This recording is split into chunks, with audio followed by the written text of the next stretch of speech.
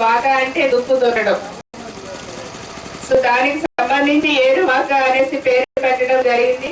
తన పంటని ఎంత బాగా అయితే పండించడానికి కష్టపడతారో ఆ పనిముట్లు కూడా అంతే శ్రద్ధతో భక్తి శ్రద్ధలతో కూడా పూజించుకోవడం జరుగుతుంది. సో ఈ రోజున గతంలో ఎప్పుడూ కూడా ఈ ఆలోచన ఎవరు చేయలేదండి. రైతన్నలకి తెలుసు, కానీ ఇంకా అందరికీ తెలుసు ఒక పండుగ వాతావరణంలో చక్కగా తొలకరి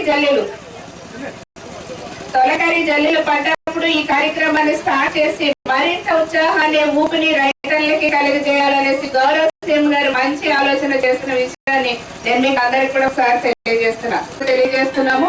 మరి అదే విధంగా చూస్తే 1465 మంది రైతులకి వ్యవసాయ పనిముట్లు మనం ఇచ్చామండి. నియోజకవర్గంలో 3,37,00,000 రూపాయలు వాటి కోసం మనం ఖర్చు పెట్టిన విషయాన్ని మీ దృష్టి తీసుకొస్తున్నా.